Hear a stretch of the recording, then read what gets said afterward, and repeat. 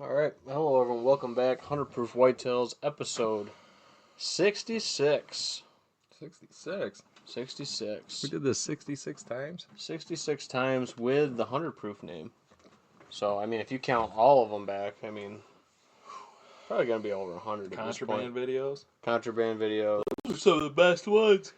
Yep, some of the live Q&As I did before that. So, yeah, we've done well over 100 of these things. But, I say we start a rare gift here. all right, I'm good on that. So, we were given a bottle to do on the podcast. This is a Widow Jane. They call it the Opal. There's only 10,000 of these frickin' bottles, so this is probably the most expensive whiskey I've ever drank. And Bucky's already loving life with it. So, Very fancy. Yeah, it's got like a little gym locker thing. Black Opal, 20 years of, or the Black Opal, 20 years of mixes of bourbons. So can you give us a description of what an opal is? An opal is a rare gem, I believe. It is a rare gem. Yeah, there we go. Pretty close. I don't know how you get it out of there. I just have always opened it. Oh, look at that. It comes right out. You even get a card. Oh! This is the thank you for spending your life savings. Thank you for spending your life savings on our gym locker. Oh no, look at. Was it a picture of your barrel? It's probably the picture from the batch. In celebration of the Black Opal, Widow Jane Distillery. There's no way. It says 523 out of 1,000. So maybe there's only 1,000 bottles of this. Maybe it's even rarer than I thought it was. I don't know. I don't know. It says 670 on the bottle. Well, then this doesn't add up. Then it says batch 3. 2024. I'll let you pop it. It was given to you. Okay. Not me. This is going to be super like oaky, woody kind of flavor. Can't get this back on the wax paper. Just a picture of a barrel. So just throw that out. So. Yeah, thanks for all your money. Here's a Laffy Taffy wrapper. And there you go. Widow Jane 20, Black Opal. Fancy schmancy. And this is a thank you from our... Did you already say that? Nope. So this is a thank you from our good friends down at K&M. For doing the shows there and the tastings and all that stuff. So we'll shout out to them. Yep, absolutely. So quiet on the set with the Laffy Taffy paper. Good pop. That was a pretty solid pop. Pretty wet. Very sharp. I think this is going to taste like wood and dirt.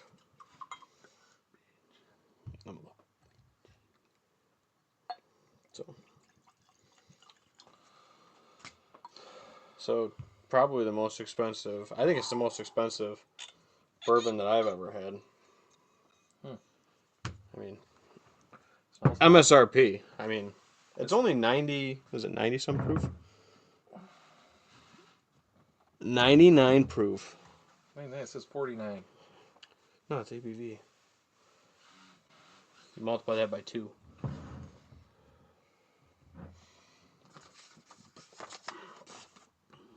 Oh, 99 proof. 99 proof. You know it's good because it's got the dimples in the bottle.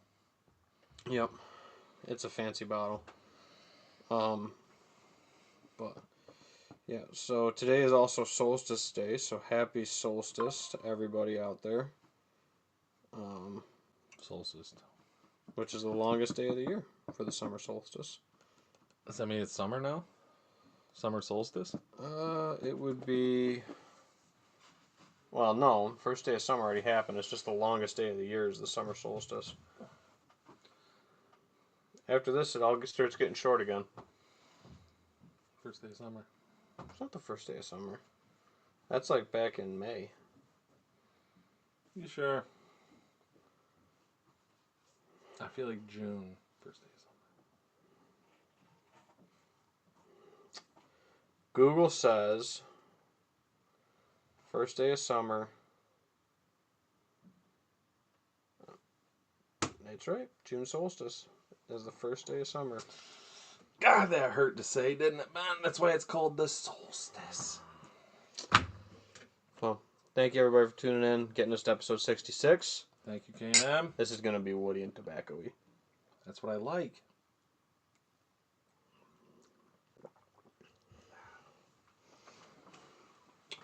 That's a man's drink right there. Yeah, that's like wood. If you don't like wood and tobacco, I mean, look at the color on that, dude. 20 years. Thing can almost legally drink on its own. In certain states, it probably can. That one's a sipper. Yep. Nice. That might have to. I don't know. That might have to be the replacement kill bottle when the other one's gone. Seeing we're killing $4 a year. Yeah. Yep. Hashtag keep it $2 a year. So hide that one, the new kill bottle.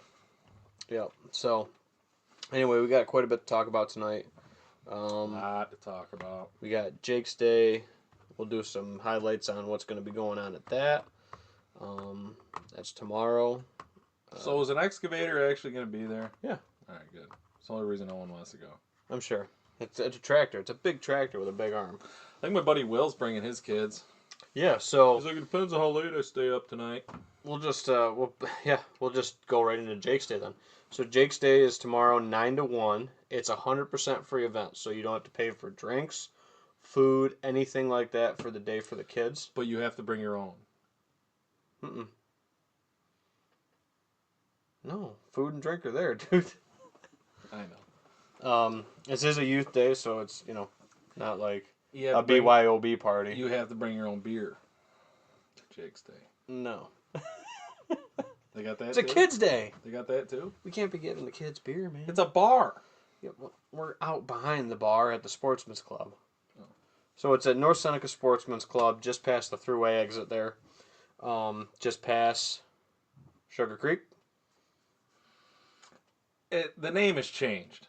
It used to be Sugar Creek with the Everybody calls it Sugar no-tell Creek. motel next to it. Oh, the old Red Roof or whatever it was? Right off exit 42. Yep. Now, it is called Sketch Mart.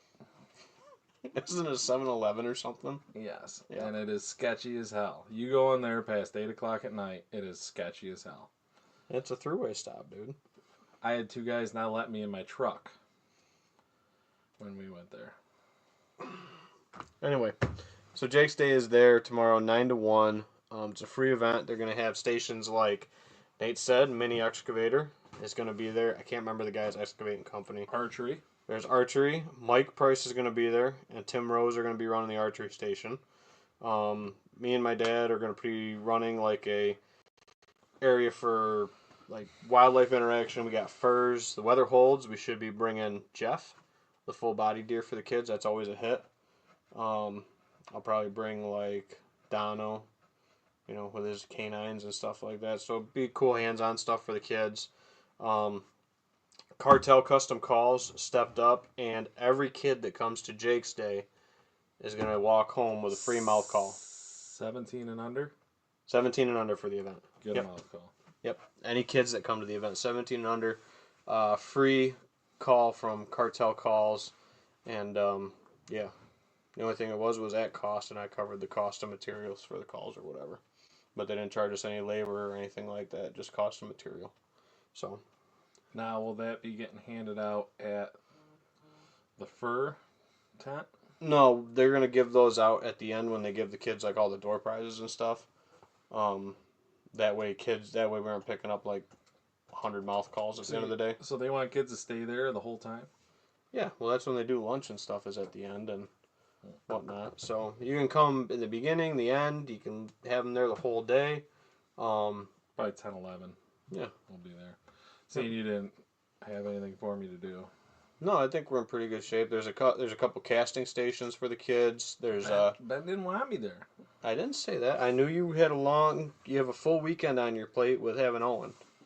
So Owen could have been there. yeah, well, There's a skeet range, rifle range. There's BB guns as well. A couple casting So stations. kids can shoot guns? Yep. 12 and older. For the firearm part of it. One's 12. Yep. Probably forgetting a couple other things. There's arts and crafts. I think there's birdhouses that can be built by the kids. There's like rock painting and stuff like that too. So a whole bunch of stuff. So whatever your kids are into. Painting. Owen likes rock painting. Yeah. There's a whole bunch of stuff there for the kids. So it'd be a good time. Again, 9 to 1, North Seneca Sportsman's Club, just off exit 42. Come check us out. Come hang out. We'll be there. I actually met one of our podcast viewers there last year. Met neighbors there that I didn't know I had last year. You know, it was a good time, dude. So speaking of podcast viewers, we'll roll into Aerofest, the NDA shoot. Yep.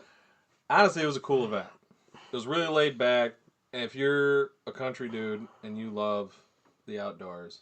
Yeah, a little bit of banquet feel and archery. I mean, like, this thing was ran by rednecks. It was great. I told you it was a good time, dude. I thought I had a good time. Well, it also helps you want a gun. Well, yeah. Again, how many guns does that make it for you guys this year? 3? Well, the past 2 years, me and Eliza combined have won 1, 2, 3. That's all the horseshoes you got up your ass. 4, 5. We've won like 5 guns. Yeah. In the past decade, I've won like 6 guns and a bow. You've done pretty well. Not bad. But anyways, I thought it was a blast. I mean, it made it a little challenging because of all the flooding they got. Yep. They had to redo the archery course a little bit that morning. But they seem to have it pretty well under control. Yep. Sean and all them guys. I thought the woods course was very realistic. Yeah, a lot of nice brush in the way. Like, you had to kind of poke your shots, you know, shooting between V's in a tree, and you have some brush hanging in front of you. You kind of got to work around. The yardages were reasonable. I think the farthest shot was 35 yards. Yeah, I think that sounds about right. 35. They were like 20 to 35. It was definitely set up for your average hunter. Which, like you said, in the trees too, not like in the wide open field or shooting lanes. Like there was somewhat of a lane, but you know, the field shoot was cool. Maybe Ben can show you some of the our possum pictures. Yep. I can Maybe do that. he can pull them up. I can do that. The only thing, I guess, me personally, if I had a complaint about it, was the hunters were classified with the open rig guys. Yeah. Besides that, so that's my only. I mean, that's and we were talking about it, dude. Like, that's like they don't shoot from a different stake there, you know. Yeah, which whatever, but I mean that's like, you know, 100 yards with a slug gun. One guy's got irons, and the other guy's got a 3x9 on it. Yeah. You know, it's. Can they both shoot it and do it? Sure. You know, but there's a reason why there's different stakes and different classes for stuff. But you know, but again, we could have done just as good and should have just shot better. But we finally got into it decent. What was it? Like target 3. Our first 3 targets were a little off, and then after that, dude, I don't think we dropped 8s. We were pretty solid the rest of the way through. With no bonus rings too, so. I felt like I shot solid all day besides that one. Whatever happened there, I don't know. Yeah, the one that went low. The one that went low just under the target. I have no idea. Yep. I don't know if I just wasn't seeing the target right or what, but no, I thought it was a great time. Food was good. Raffles were good. They had a lot of good stuff they were raffling off. They raffled off a Blackstone grill.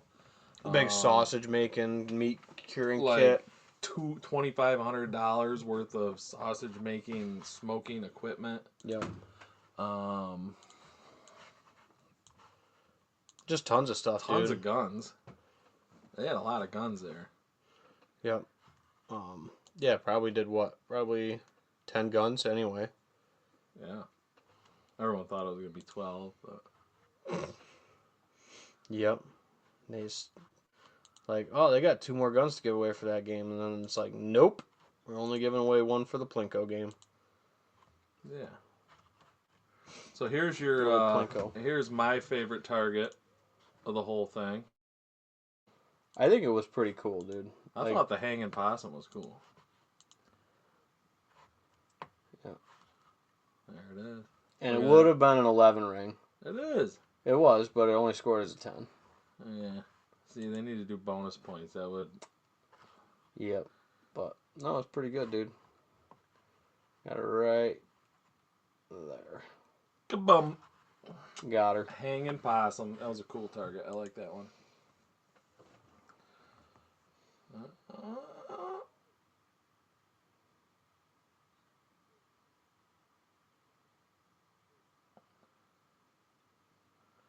A little low. Got a little 8 great shot right there by Nader.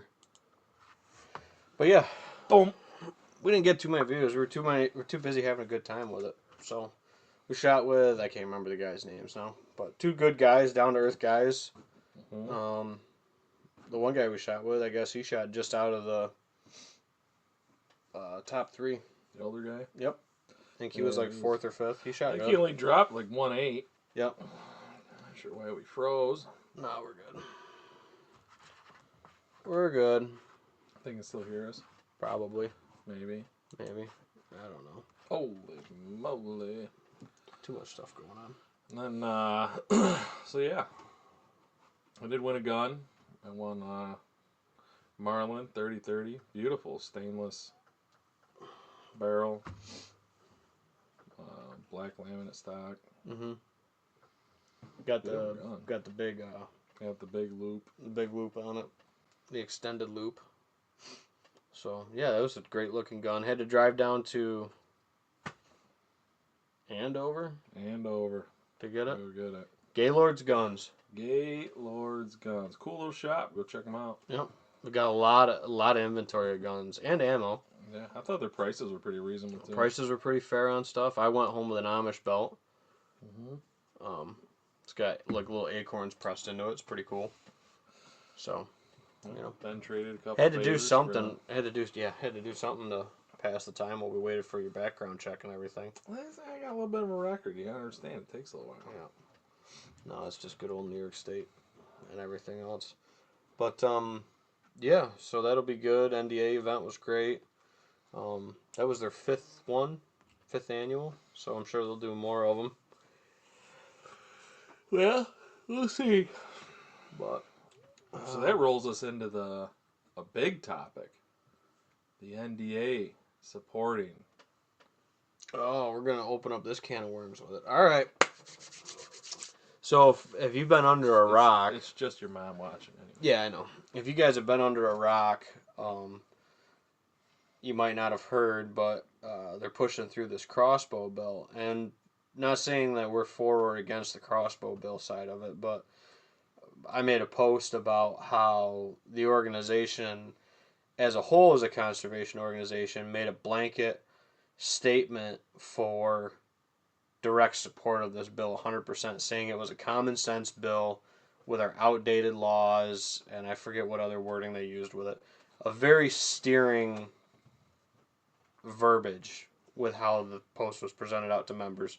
And then a link where you could directly drop your support letter that they had already pre-drafted for you. However, with all this auto-send links, you can delete the message and put in your own opposition message if you choose to. However, they didn't give you that option of support or, I guess, I don't know what you want to say. Support or non-support of the thing for your lawmaker. And that was my big takeaway. As a conservation organization, you shouldn't be promoting a single side of an argument unless it's sound biologically making sense for whatever reason. You shouldn't be blanket statementing a piece of legislation without having good hard facts to back it up. Just saying that the laws are outdated and this is a common sense change, that it's not scientific in any way, shape, or form. And it's really looking like it's gonna get passed. Oh, it's going. It's as long as Hochul signs it. That's where It'll it's at. happen. It's It's at the governor's desk. it's at the boss's desk. Yep. And no doubt in my mind, she'll sign it. Yep. So yeah, I think she will, especially with the dollars. My only thing is now is I think if you're gonna hunt with the crossbow, you should have to take the archery course. I think that should be a requirement. If it's viewed as an archery object for all of archery season, you shouldn't be able to go afield. I didn't think you should have in the first place. I think you still should have had to have your archery stamp to get your crossbow. I don't think it should have been considered a muzzleloader, and you didn't need an archery course to get that. Um, but you know, and I think that it's a better served course in person, too. You know, but maybe that's just me being a little bit of old school, and all these people are doing all these courses online and stuff now rather than just going and doing an in-person course with it. But anyway, and I'd be curious as to the reasoning and like the justification with the crossbow. Like if it's a thing where, you know, if they're saying we need to kill more deer, I don't think they're getting a good enough sample size with a 6% estimation on the population of harvest toward the numbers they're getting. With us killing almost 200,000 deer, you're off by 1%. You're off by a couple thousand deer very easily. So I don't think that's a very valid estimate for population harvest. And I've thought of something, and we've talked about it on the show before. I'd say double it. You got to at least get it to maybe a 10% so you can run a 10 factor on it or something, to be able to figure out. But there's no way you can say that we estimate this is 6% of the harvest. So the DC takes the number reported, doubles it, and that's their estimate. What's that? Deer harvest. They estimate with... the number of reported. Yeah, the number based on is... times it by 2, and that's what they're estimating the total deer harvest to be.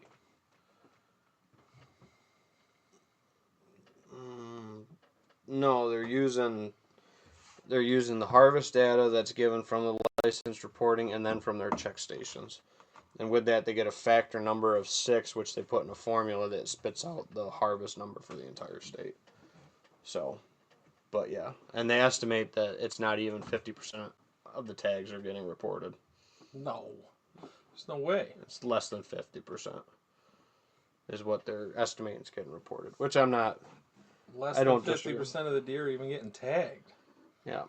So I think that's a big thing with it, dude, is, there needs to be a better way to do it, whether it's like, I think it may be Missouri. I could be getting the state wrong, but you have to report your harvest before you even touch the animal legally. So if you're caught with that animal and you haven't reported it yet, you're in violation kind of deal. So, well, I guess we're getting a little off topic here. Yeah, like I said, that's why I said we're diving down the rabbit hole with it. The crossbow thing. Yep. So, I don't know. I think their majority of people were already hunting with them all season. Yeah, I think it definitely... I think, in my opinion, people that use crossbows, I think were already hunting with them no matter what. Yep. Maybe they were a little more... I guess, apprehensive to pull the trigger with the crossbow before it was actually crossbow season, if it wasn't the deer. You know what I mean? Sure. It's all possible, dude. I mean, we talked about that. There's always going to be people that push the boundaries and limits with this stuff. And it's so hard. I mean, you can't really,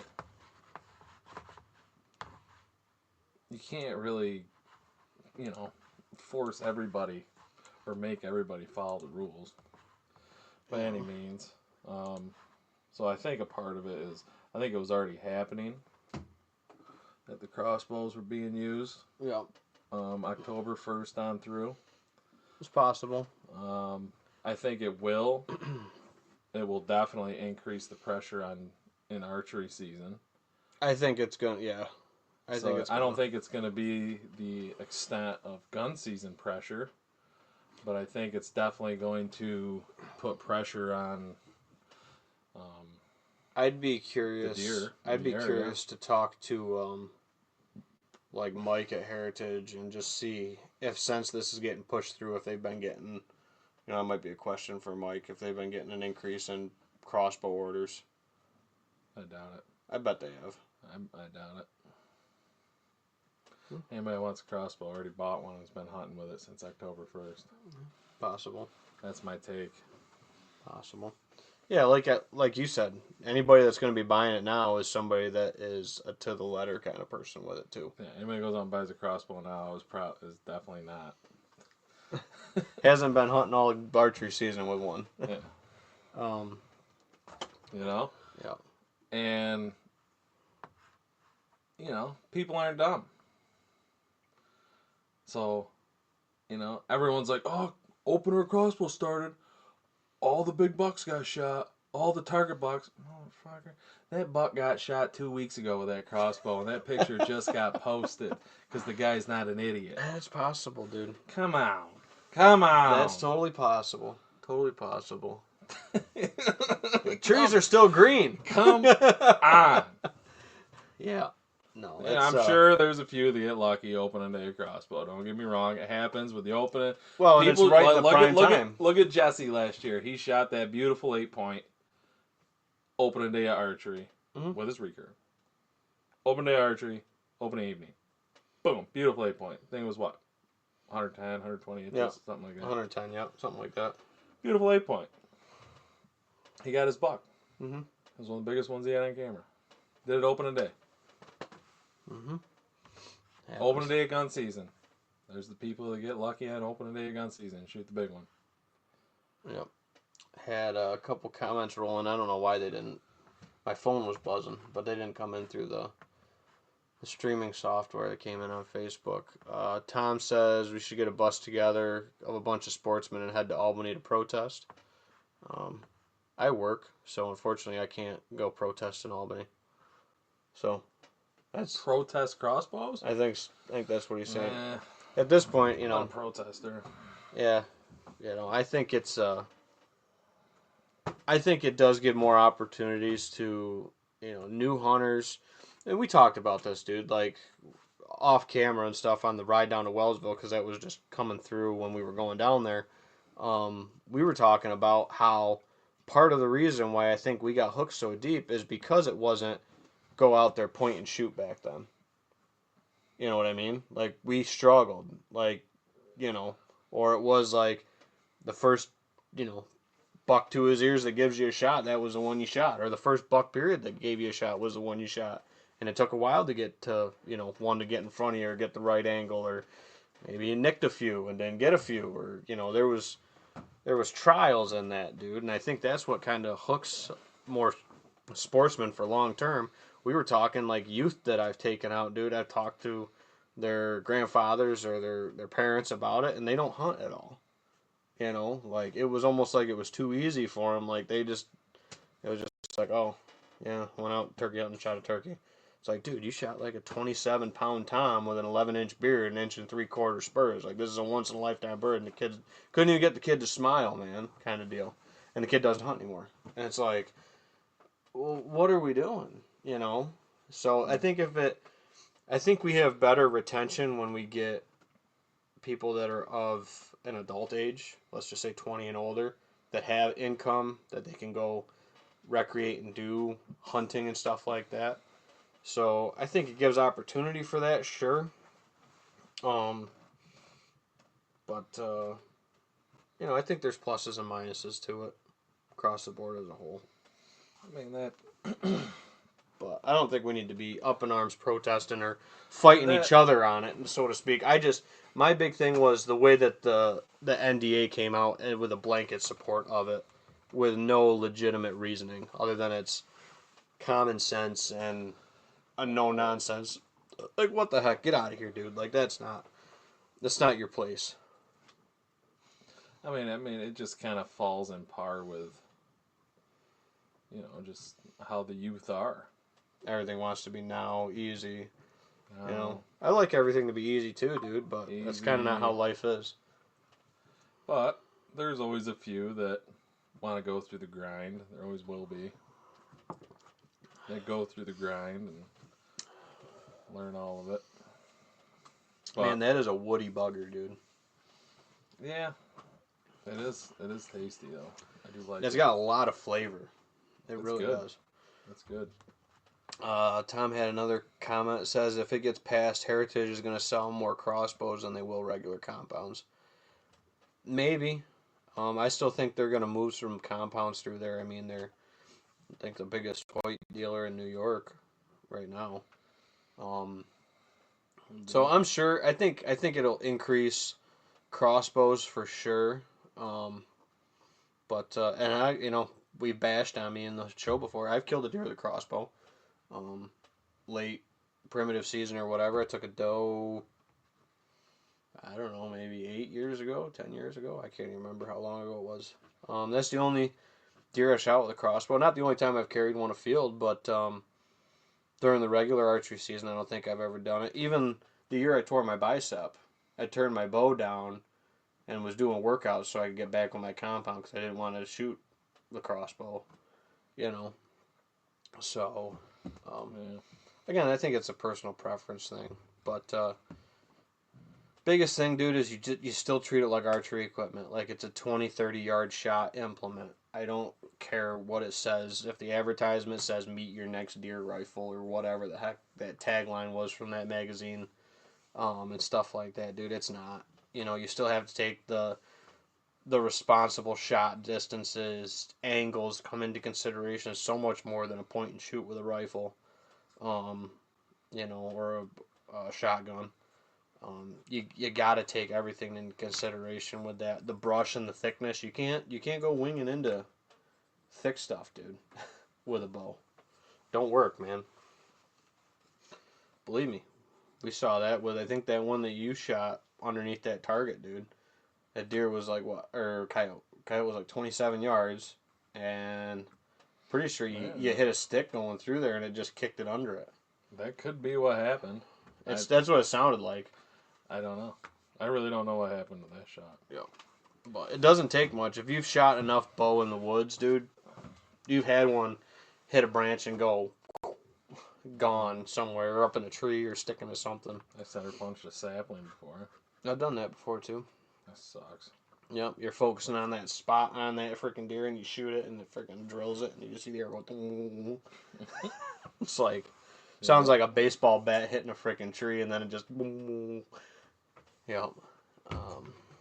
Tom had another comment. Said deer search will be busy this year. The amount of sportsmen going out now because they feel crossbow is easy. Get a lot of misguidance and no experience in the field will cause a frenzy. That's I mean I'll second part of that. I think shed season. I think the deadhead count's going to go way up. Yeah, I think, and that's why, and that's my other problem with this too. People getting cocky. Is I don't think that. But it's still doing what New York wants.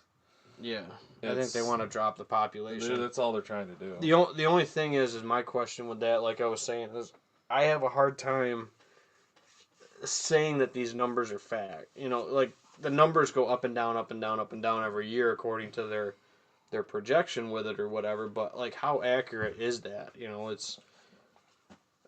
I think there could be a much better system, whether it's an app, it's even a text, dude. You can text in your harvest or whatever, dude. Like, instead of spending, all this money on doing different things and different waste of money projects, like, I'm going to throw this out there just because I saw it on the news the other day. It pissed me right the hell off. We're giving $50 million to immigrants downstate for legal representation during this whole thing. We budgeted another $50 million. We can't figure out our state budget to save our life, but magically we can come up with $50 million for legal fees for folks. And it's like, and you just could have took $100,000 of that, paid a couple interns out of college to do data crunching for you, and that's their job. That's 3 people's job. They sit at home, they can work remote from home, and all they do is punch data in on the computer for the deer harvest. Boom. Problem is, they don't care about the deer. I know. They say they do. It's not. They say they do, Nate, and I keep wanting to believe them. It's not a resource to them. Yep. My other, I guess while we're on our soapbox with it or whatever, like I said, my other big thing, and we've always been adamants of it. We've crunched with the DEC numbers, kind of showed the representation of that. Everybody says we need to be $1. We need to be $1. That's our problem. When we broke down the numbers, like it was what was it, 1/100th of a % of hunters, so 1 in 10,000 or something, or I forget what it was, 6,000, maybe it was 1 in 6,000. Mm-hmm. 1 in 6,000 kills $2 in New York State. It was like that might have been what it was. It was like 1 in 10 kill a buck, and then 1 in 6,000 kills both bucks. You know, and we didn't even like look to year in and year out because we can't dig that deep into data. We don't have the numbers for it. We should have had that pulled up because that would have been good numbers to put out there. But it was an extremely high number, dude. Or I guess low number, very high ratio of it was like or the unsuccess rate one, and then also the people that kill too. And I think a lot of it's just this social media age we were in. Unless you saw it at the processor, dude, 10 years ago even saw it at the processor, or saw it hanging in the guy's front yard or in the back of his truck at the gas station, you didn't know what people were killing. Now it's you pick your phone up, they got New York Antler Outdoors, they got the New York Hunter Club pages and all this other stuff that, yeah, you see it front and center, you think everybody's killing every deer out there. You know what I mean? Mm-hmm. I still think some of that success is kind of skewed because of It's definitely skewed. the information put in your face. Because people aren't going to be out there being like, look, tag soup. Some people do. Oh yeah, I do. I did that the one year. I put it on a sandwich and said it doesn't taste the same. Antlers taste better. Some of my favorite. Even though I killed like 4 does that year, I didn't kill a buck.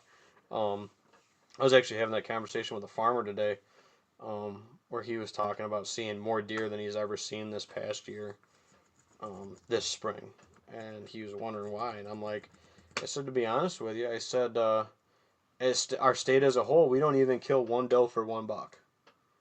With the population harvest estimates, we're not even killing 1 buck to 1 doe. We're killing like 0.8 something does per buck. It's not even a 1-to-1. You get to Pennsylvania, they're killing like 1.7 does per buck. So if you want to control the population, you don't kill the males out of a population. You target females that add to the population. It's simple biology, dude. Like, it's not. Nah, it was just funny. Yeah. You don't want to kill the males, just kill the females. Just kill the female. Is that like a communist thing? No. I mean, like, one dude can sire many fawns. But, only 1 doe can sire 1 fawn. I don't know where I'm going with this. She's not a sire. Yeah, that's right. Not a sire. It's a dam. Or, wait, that's cows. Shit. I don't think you want to say what it is. Yeah. Well, that's a dog. Is that where you're going with that one? Yeah. Yeah. But no, it's, if you want to control a population, you take it to the individuals in that population that are increasing it, and it's not the bucks. And they've showed that in suburban and urban areas where they're castrating bucks, and they're still adding deer to the population. 1 buck is going to come in there, one little spike buck that didn't get his nuts chopped the year before. He's going to go in there and be like, hey, and he's still going to get those does knocked up. Mm-hmm. Don't matter if the other buck's shooting blanks or not. Nature, if we didn't learn anything from Jurassic... We're neutering bucks now. Yeah, you didn't know that? They're neutering bucks downstate. Instead of spending money on like getting sound numbers for our harvest data, we're castrating bucks. For what? So they don't reproduce. And it's more cost effective to do bucks than does. But it doesn't matter because it's not decreasing the population in any way, shape, or form. You didn't know that they were snipping bucks downstate? No. They're tranking them and snipping them? I want that job. Minus the snipping bar. I'd like to trank them and look at them and let them wake up and run away. Be like, hey. Yeah. Hey. Don't run into that Suburban over there. Nice rack. Get moving. Yep. Don't run into that Suburban, would you? I just want a picture of you. I just want to take some photos. I want to take some pictures of you. What else was on the docket today? It was, So my last take on that. Go for it. Oh, that's where we're going. Where are we going? What are you talking about? Go ahead. I know where we're going next. So you're saying people are shooting more bucks than does in New York. According to the numbers, yep. I agree with that. I 100% do too. I 100% agree with that. But I think people are killing way more bucks than I think we're killing more deer. I think, yeah. Because here's an example, and this is one of my favorite things. Last evening of archery season, all the fucking posts come out of the biggest buck that everybody shot. I would say last week, but sure, yep. The biggest buck that everybody shot because they can't hunt anymore that year for whatever reason. They ain't posting just because they shot a buck. They've probably shot 3-4. But they're going out there and they're like, well, this is the biggest one, so this is what I'm going to post and let everyone know that I shot this. Yeah. You see what I'm saying? Yeah, And then they don't post it until they can't hunt anymore. Just because they know at that point not a bigger one's going to walk by. Yeah. That's what's going on. Yeah, I definitely could see that. They're holding out, waiting for another one, and didn't post the one, and yeah. They didn't post it, they didn't tag it, they didn't do nothing. Until the end of the last week or the last time they can hunt, then they're like, alright, my tag went on that one. Got him October 22nd. There you go. That's what they're doing. Yep. That's what everyone's doing. Yep. Got him October 22nd, but I'm posting him November 10th. It's none of this, they shot a buck and they're out of the woods. Yep. No, and it's strange. Actually, this year, we're on a kickback year, which means that the third Saturday is actually November 15th. And it was a year like this is when I killed Outlaw and George within like 5 days of each other. Because I legitimately killed him the last week of bow season. And then turned around opening afternoon and killed George, the big 6 with the rifle. But, anyway.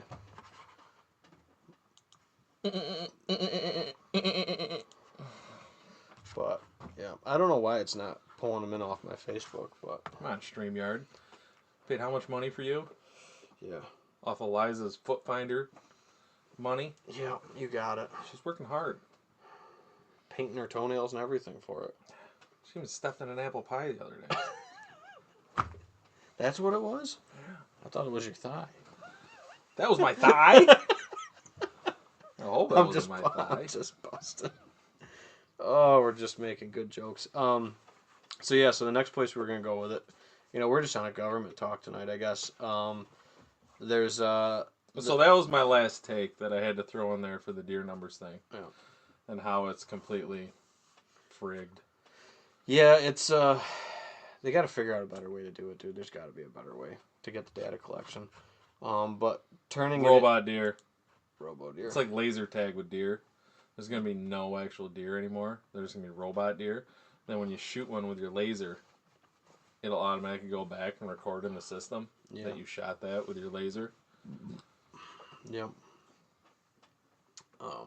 And then if you shoot a second one with your laser, that's the only way. And then if you shoot a second one with your laser, you get a 10-minute timeout. Yeah. Like hockey, you get 2 minutes in box. the box. 2 minutes in the box. Go to the box. You got to go to your living room for 10 minutes. Yeah. So also going around on social media is the information and posts about the proposal of selling off some of our public lands. Now, I think this is a huge threat against sportsmen all around, even if you don't hunt public or it's not your primary area that you hunt. Me and Nate, we were out trying to strike birds on public because we couldn't find any on our private pieces for this turkey season. We gave it the old college try.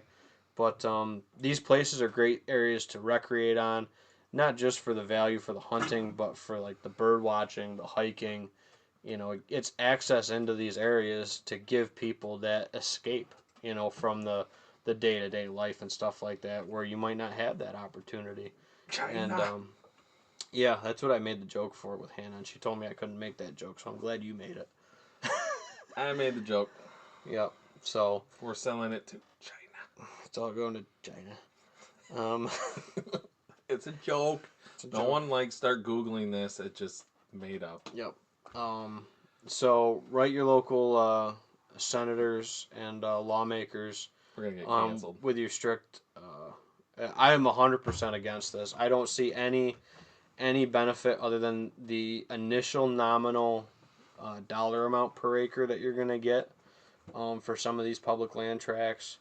Um, that's my take on it. I think that it's a flash in the pan, quick. That 500-degree pan, you just throw the steak in. It's $1,000 an acre or whatever. It's going to be a big blanket, and Who again, are they selling to though? Highest bidder? they're looking to make the proposal to do it. So I don't know. I don't know. I don't think they've announced necessarily how much I don't think it's gonna pay. or how it's going to do it. Why would they want to sell public land? It's money, and a lot of people feel like it's just sitting there. It's wasted acres and stuff like that. Isn't it part of what tax dollars goes to? Pittman Robertson is the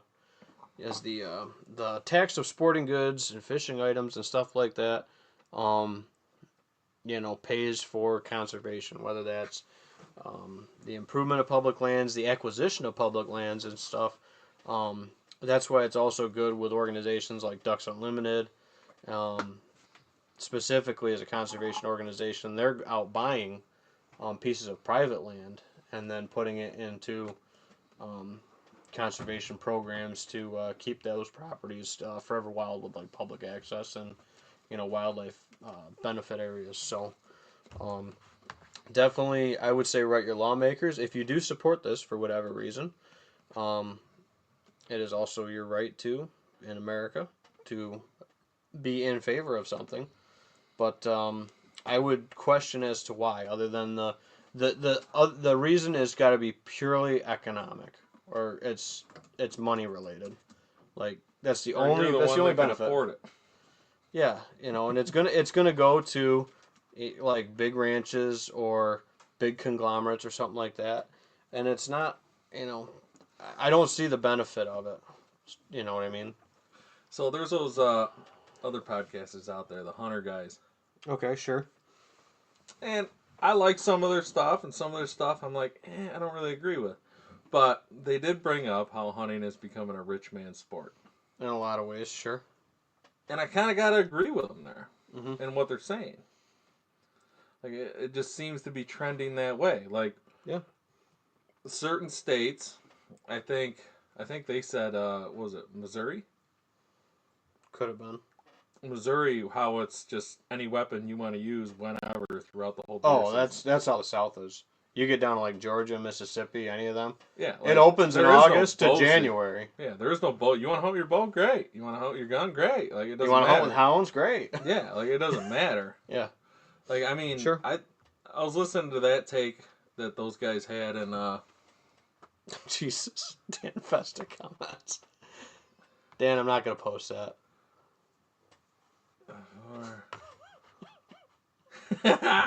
attaboy, Dan. Dan, thanks for the comment. Thanks for tuning in, Dan. Love it. If anybody wants to read the comment, it's in the feed from one of the pages. It's a little chuckler, but I can't say that. We don't want to get canceled right away. But yeah, so with this proposal to sell, potentially millions of acres, dude, it's not. And right there is another, I guess, supporting statement evidence to it. supporting that they, making hunting another rich man's sport. Because the guy, if you just legalize all the guns, and this is one of their takes, I'm not trying to steal it from them, but if you allow whatever weapon you want to use from October 1st all the way through to the 1st of the next year, these guys that actually want to bow hunt and have the money to, they're just going to buy up all this land and have their own little bow hunting sanctuary where they can go do what they want to do. Sure. And honestly, that's I see it a fair happening. point. I see that happening, in a small percentage in my hometown. I see it with leasing. Mm-hmm. I see it especially with leasing. All these farms that people get permission at. I'm one of them that has permission to hunt them. I do work out little things with an air, but if it comes down to money and everything, it's gonna, it's a little different story. So if someone comes in and drops in how many dollars and says, "Hey, I'll hunt that for this amount," you can't bash the farmer for turning down Nope. money. He's hurting. All farmers. Well, yeah, especially this year, dude. People are not. They put the deposit down. I was talking to a farmer. I was talking to a farmer today, dude. He's talking about other farmers he's talked to. They're not paying the rest of their seed bill. They're going to just let their deposit go for their corn seed because they can't get it in the ground. So they've already paid their deposit for their seed, but they're not even going to pay for the rest of it because they can't get it in the ground this year. With the way we've had weather. We got another blast of rain right before you showed up today, dude. It freaking probably poured another 2 inches today. It missed my house. Did it? Dude, the edge of it was, I couldn't see the freaking... You know where my parents' house is? Yeah. My mom says half of the house is wet and the other half isn't. Yeah. Like, she was, like, right on the line. Nate, we couldn't see the chicken coop, dude. Yeah. But... Like, from my back porch. And it's not far. Well, yeah, it's been a pretty wet year for farmers, It's like anything. Everyone struggled. But, honestly, I mean... Costs are going up everywhere. The hunter guys, their take on hunting becoming a rich man's sport, I don't really think they're far off, especially in New York with this public land possibly being sold. Well, that's nationwide. That's not just New York. Oh, really? Yeah, that's nationwide. So, and they haven't released a list or talked about any of it. I think they're just trying to pass through the ability to sell it at this point. Again, I haven't read a ton into it. I've been busy with Hannah being out of town, selling ground, which again goes back into the rich man sport side of it too, dude. Is people want to buy a piece too because they don't want to deal with maybe the crowding on state land. They want a piece they can manage their own a little bit. I wouldn't necessarily call it a rich man's thing, but I think that's part of it. In full transparency, I would say less than 10% of what we hunt is public. The only public we do is fishing, public water. That's. I mean, yeah. We don't really hunt public. No. Once in a while, maybe. Well, you and me, are fairly local guys, I guess. True. And our families have a history with other families. Mm. And honestly, a lot of my pieces that I can hunt is because of the relationship that my grandfather built. Sure. With these people way back when he was my age. Well, all the way up, and he's maintained that relationship. And same thing, only different. I don't know if we would have, and again, this is just how the whole thing rolls. If we didn't end up losing out on some of our long-term leases that we had or permission ground in the past, I don't know if my dad. I know he always had the dream of wanting to own ground. But I don't know. But I don't know if it would have. It would have pushed that next step. You know what I mean? If we would have had a nice lease still, I mean, or a nice permission piece, I can't hunt. I might actually get to list a piece, dude, where I killed my first freaking turkey. I mean, it's what the heck, dude? I mean, that's your dad would be, was a good example for you. How many permission pieces did he have way back when he was our age? Dozens. That he can't hunt anymore. Nate, I used to be able to go from one end of Lockville into the next, trapping growing up. And this is going back and talking to my grandfather, my father-in-law, all these guys that grew up through used to be able to hunt this, 70s, used to be able to hunt that, used to be able to hunt 80s. this. Oh, yeah. And now it's all just subdivided. Yep. And or just and you one big can't lease or and whatever. and it's hard to bash the person that sold it. You know, I mean, who's going to turn down the money if they got a fair offer for it and they're like, yeah, Yeah. you know, I Or if need the they're money. or if they're shelling out a couple $1,000 a year Who to lease doesn't it. who I doesn't mean, need the money, you know? And you know, God bless the people that are sitting there holding on to the land that they got, but mhm. it's it's it's just one of those things where it's just getting harder and harder. Yeah. My mom commented in with a comment, said state land is owned by the citizens. The state doesn't have the right to sell it, question mark. Yeah, it's I don't know. It's a nationwide proposal, I believe. I need to read into it a little bit more. I guess I shouldn't speak too much about the details of it, but to my understanding, it's to get the permission to be able to sell. Um, I don't know if it's federal ground or state owned ground or how that's working, but selling land that's owned by government into private, doing private sales basically um, of public lands. So that's my understanding of it.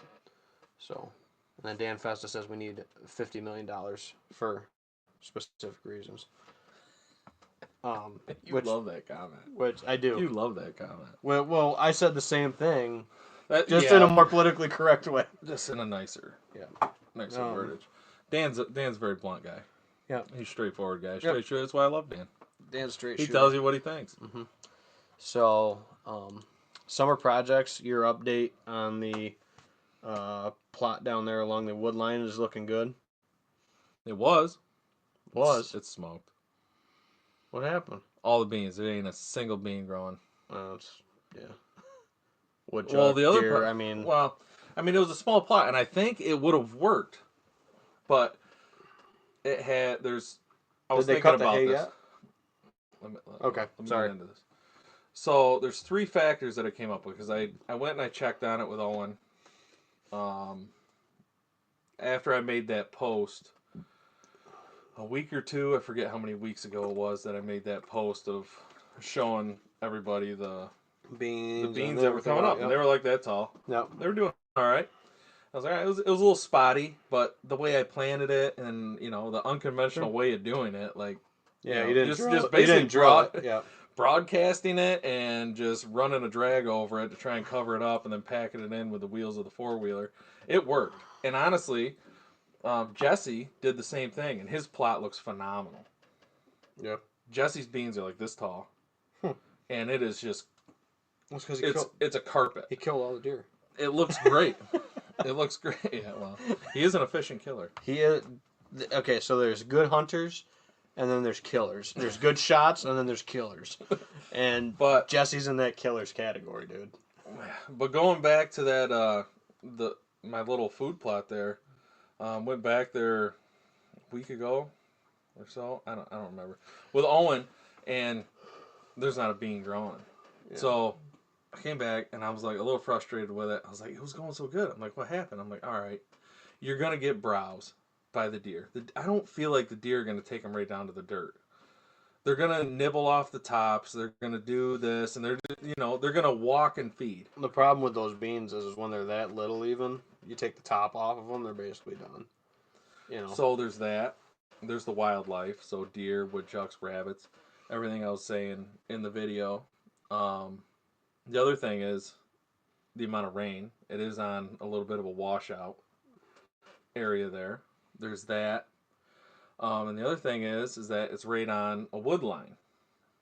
So you have some overhanging trees. You got roots underneath. You got roots underneath. And the hay, the grass is like 4 to 5 feet tall. It's not getting a whole lot of sun anymore. Down that bottom, sure.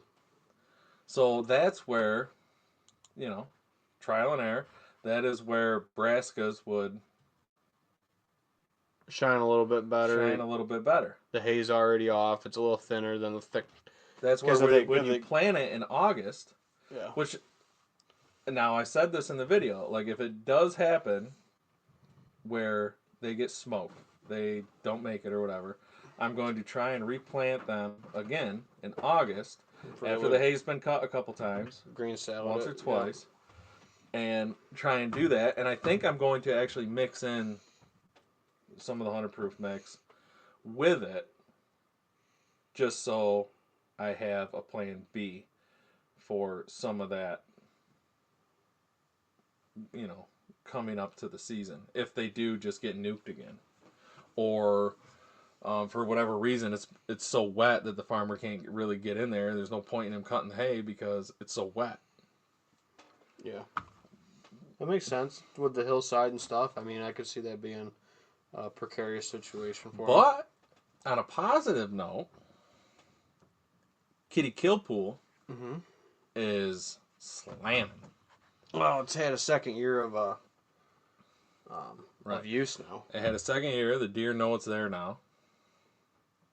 My trace buck, the three-legged wonder, is using it consistently. He's got to be bedding like right there. Mm-hmm. And with all this rain and it being on that runoff that I put it on, thing's full all the time. There's always water in it. Always water in that thing. Thing was full. Yeah. Actually, well, not quite full, but I took a picture of it. And it's not in the full sun, so it's not getting a lot of evap. No, it's getting no evap. Yeah. And the past week week or so we've had some, sunny days, but it's in the timber too. Yeah. It's in the timber. Yeah. My mom comments in with a question mark exclusion cage. Question mark. I don't think you didn't put an exclusion cage on the plot, did you? No. So that's a good point to check out the browse value.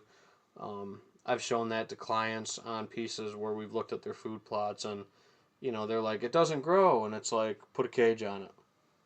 So I sent it to you. Yeah. And then we can look at the growth inside and outside the cage and see what the damage is. Beans are a big one, across the big field. But even across like a hayfield and stuff like that, you don't see like that browse pressure, so to speak. And then Kitty Kill Pool. Sorry. Kitty Kill Pool, and then I guess an update on the Boulevard extension I did, and that's the Kitty Kill Pool. It's pretty nice. I like how you rimmed it with the rocks. You got your critter stick in there. Well, those kiddie pools didn't really have like don't really have like a rigid side like those big plastic pond, like garden pond things, or like, even livestock troughs or whatever. It's like a rigid plastic. If something steps on it, it's not going to crumble. So that's the reason I put the rocks around it, because if something did step on the edge of it, it's going to crush it. It does look like that old well that I found this year shed hunting. Yeah. It's kind of got that old well in the woods look. It's pretty neat. I remember when we saw it when we went up in there and looked this past season at it. But pretty sweet. But yeah, that's holding water, deer hitting it consistently. And then what I think also something that helped the Kitty Kill Pool out a lot was the extension of the boulevard, making those defined trails that those deer are going to want to use. It's leading them right to it. That bottlenecks it right down into it, 100%. So they're definitely walking past it. They're got to see it. Mm-hmm. Yep, I agree. Yeah, and then for us, we got everything knocked down finally. For getting what we're going to get in, but we had stuff that still had standing water in it, or areas Dad had to mow around or avoid just because it was wet or standing water. Like, I don't even know if we dare put a drill through there if it's going to be... Jeez, sorry guys. Going to be too heavy and, sink the drill. And then we got a, 2-ton roadblock in the middle of the plot that we got to figure out how to get the drill out and the tractor out. So... I still haven't made it over there to check out your guys's. Well, you're not going to be able to see much of it now with the hogweed and stuff. Yeah. I'm sure it's going to be all stacked in. But we're running a little short on time now. Was there anything last minute you wanted to throw in there? It was just updates from the field or summer projects that we had going on. I have 4 stands I want to put up. One on the lease, which the lease is corn. We need to get out there and get some cams out. It is coming up. Usually 4th of July weekend is my weekend to put cameras out when I start gearing them up. I just swapped the batteries out in all of mine. I never. It's like I'm just rolling them, man. You're slacking. You pulled your shit out of the woods. You're slacking. I just never took them down. Nate's like, yeah, you pulling your stuff out of the woods, dude. You know, you're not a rich guy hunter. You're just a hobby hunter over here. I'm just playing. No, so we'll see. I mean, the one thing I did notice is you were asking me about recommendations for trail cams for a coworker of yours. Um, Gander Mountain has coverts on sale. Yeah, he was just looking. I was like, wow, my buddy usually has a bunch of used stuff that he's trying to sell. He's just looking Or upgrading. for like a $20-$30 camera he could pop up somewhere because he just wants it for I guess trespasser reasons. He just wants to plop it up somewhere and see if he can get a picture of somebody messing with what he thinks they're messing with. Is all. Yeah. He's not a hunter by any means. Yeah. He's a motorhead. He's a race guy. Yeah. So, sorry, I just have a buyer that wants to submit an offer tonight, so I might have to write an offer right after this. Nice. There you go. Yep. So we'll see how that goes, but yeah, it's there's a lot of good options out there for cameras. I would say if you're looking for like identifiable like characteristics of like a face, you're gonna have to spend a little bit more money for them. But there's some great options. Like I've always had good luck with those Gamekeeper or covert cameras. I think they're called the Census, either the 720s or the 1080s, depending on the quality. I think the 720s, I think you can get those for like $40 now, brand new. I think the 1080s are a little bit more, but if you bundle them up together, they usually do a free shipping on them. Or I think you can pick them up, like if you're up Henrietta way, you can pick them up right at the store. So those have been good. We did get a discount code. I don't know if you saw it in your little shooter thing for Browning trail cameras. I think it's 30% off the website. And if anybody's interested in that, let us know and we'll send you the code. So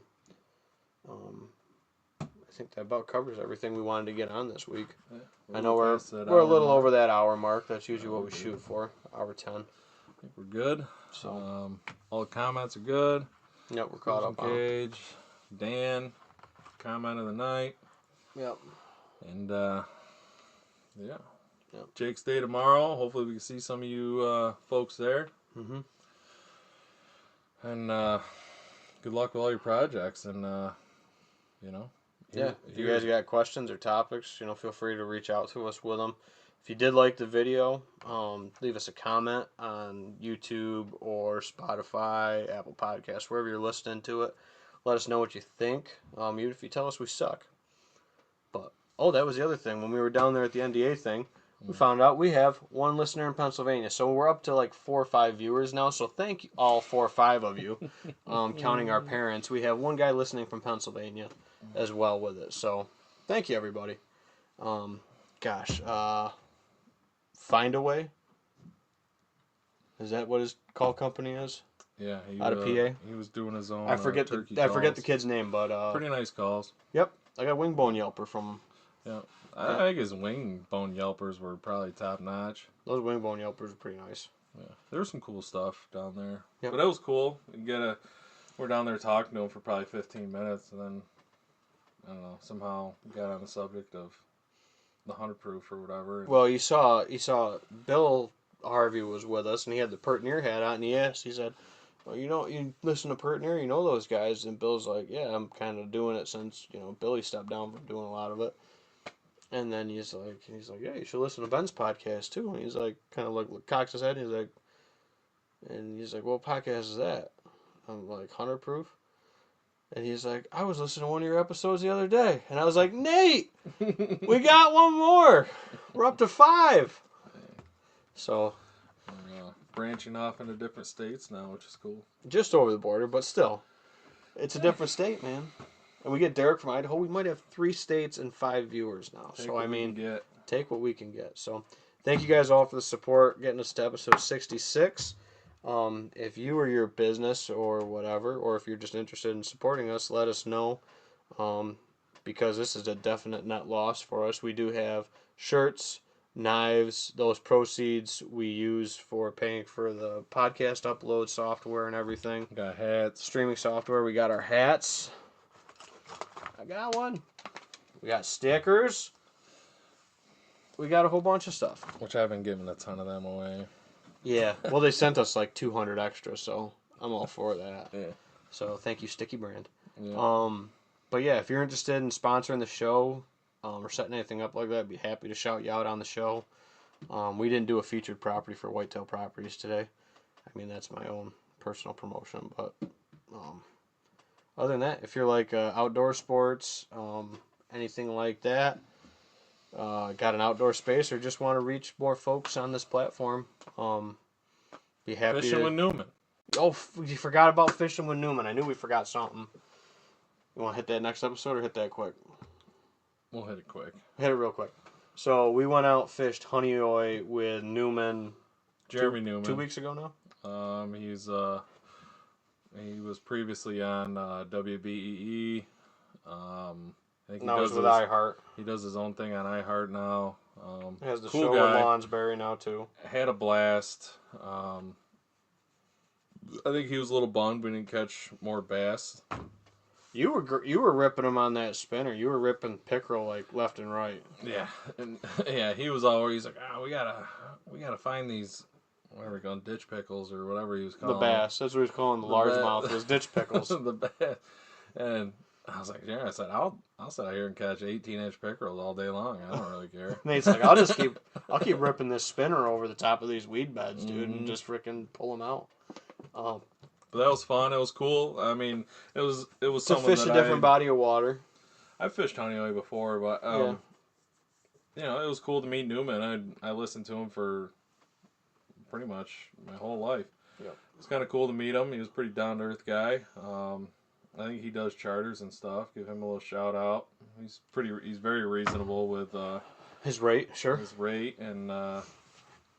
He'll put you on fish and have good laughs and a good time, dude. Yeah, he just seems, it seemed like just going out fishing with a buddy, a little bit of busting balls and have a little fun on the boat, and we're out there just crack some jokes fish. and have a good time and yep, fly around with a 60-mile-per-hour bass boat and you don't have to bring any of your own fishing gear if you don't want to. He's probably going to put something really expensive in your hand, and you're going to feel like you're going to feel like you shouldn't be touching it. He's going to force you to use his stuff. Right, Jeremy. Yeah, it's like I don't want to touch your $1,000 combo you got right here. He's like, actually, it's more like $1,400, and it's like, I definitely don't want to touch it. And then you pick it up, and you're like, this weighs nothing. Wow, this is nice. I was like, wow, this is what a really nice pole feels like. My $100 pole feels insignificant right now. But no, it was a good time. I don't know. We probably caught 20-something fish between the three of us. It And was probably 50-50, pickerel and bass. You and Jeremy caught more bass. I seem to be cranking on the pickerel. Yeah, I'm surprised that you were hitting them on the spinner. We were mostly running chatterbaits. I didn't actually. Well, no, you ran a creature for a little bit. You caught one on a creature, I think. I caught the first fish, and that's the curse of the night, that you're not going to end up with a good one or the most fish of the day when you catch the first one. Yeah, unless you're Jesse Festa. Unless you're Jesse, and then you just catch biggest first, the biggest bag, whatever. Yeah. Yep. So yeah, I caught the first one, and it was probably like a 14-incher or something. Yeah. And we were running chatterbaits over the top of the weeds. It was a good time. It was. I mean, Honey Oi Lake's beautiful. Yep, it's a pretty lake. It's a short lake, dude, so you can go to the mountains and everything around. I mean, it's cool to be out there. So if anybody's interested in taking a fishing trip with Newman, let us know. We could put you in contact with him. But yeah, he's doing mostly Honey Oi. I think he does Cayuga and maybe Cuca. He said he goes to once in a while too. Yeah. But mostly Honey Oi and Canisius a little bit, I think. But yeah, so if anybody's interested, just let us know. We'll put you guys in contact. We'll probably go out with them again another time or two, maybe before the summer. We just ran out there after work quick, and just fished the last couple hours. So it was a good time. Good time. So, alrighty. Well, I think that definitely sums it up.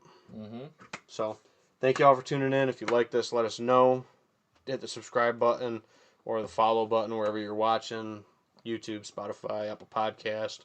I think we're on iHeartRadio even too. So, let us know what you liked or didn't. And yeah, we're just a couple guys hanging out. We'll have some folks on here probably in the coming up weeks before season. Might have Newman on. We talked about that, talking some fishing.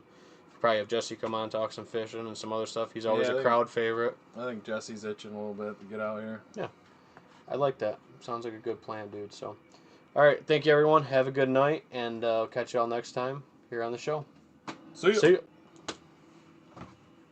And we froze. Dun dun dun dun dun dun dun dun. Don't mind me. We're just a frozen screen right now. This is dead air time.